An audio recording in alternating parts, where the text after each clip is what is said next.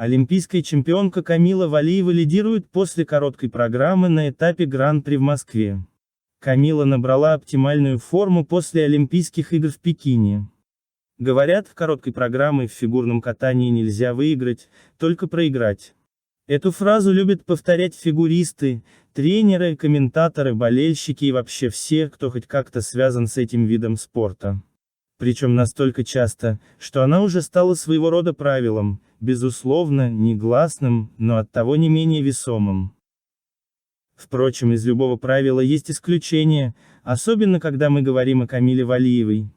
Пожалуй, даже в нынешней форме наша олимпийская чемпионка способна короткой программой именно что выиграть, или по крайней мере вплотную к этому подобраться. На заключительном в сезоне этапе Гран-при в Москве она получила за свою короткую 81,27 балла, оторвавшись от ближайшей преследовательницы Софьи Муравьевой на приличное расстояние 76,67. Безусловно, рано говорить о чем-то большем, чем о промежуточном лидерстве, тем более что 2 неделями ранее Муравьева уже обыгрывала Валиеву на этапе в Казани как раз по итогам произвольной программы.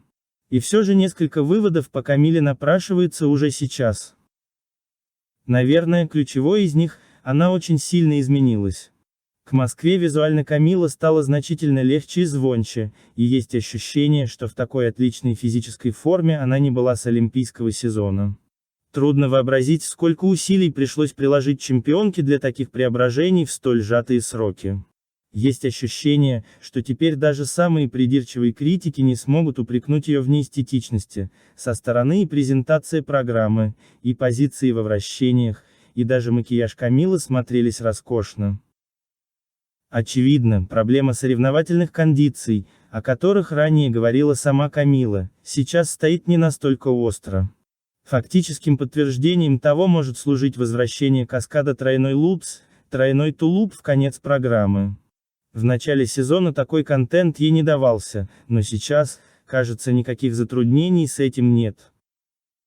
Наверное, слишком уж оптимистично будет говорить о полном ее разрешении, за пару недель столь глобальные вещи не нарабатываются, так что требовать от нее идеальной произвольной сейчас было бы с нашей стороны чем-то эгоистичным и даже глупым.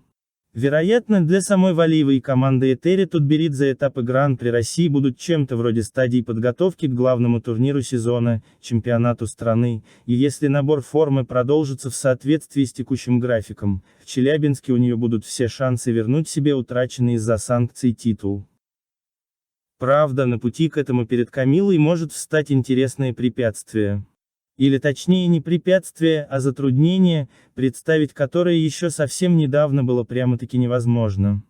На обоих этапах Гран-при России этого года за чистые короткие программы она получала чуть больше 81 балла, 81,9 в Казани и 81,27 в Москве, и это несмотря на кардинальную смену стиля, прошедшую без особых шероховатостей.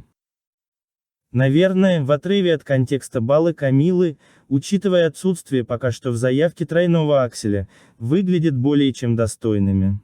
Однако в прошлом году за сопоставимые прокаты короткой программы, которая не сказать, что по качеству постановки превосходила нынешнюю, она получала больше 83 баллов, 83,92 и 83,30, если точнее. А оценки с тройным акселем грозились и вовсе пробить крышу ледовой арены и улететь куда-то в сторону мирового рекорда, если не выше. В Москве, к примеру, у чемпионки была лишь одна ошибочка – небольшой срыв секции твизлов на дорожке шагов, в остальном же по всем визуальным признакам это лучшее выступление Камилы в сезоне. Той самой Камилы, которую комментаторы во время соревнований представляют примерно раз в 10 чаще, чем всех остальных участниц вместе взятых. Той Камилы, без которой у федерации добавилось бы дополнительной головной боли при привлечении людей на трибуны.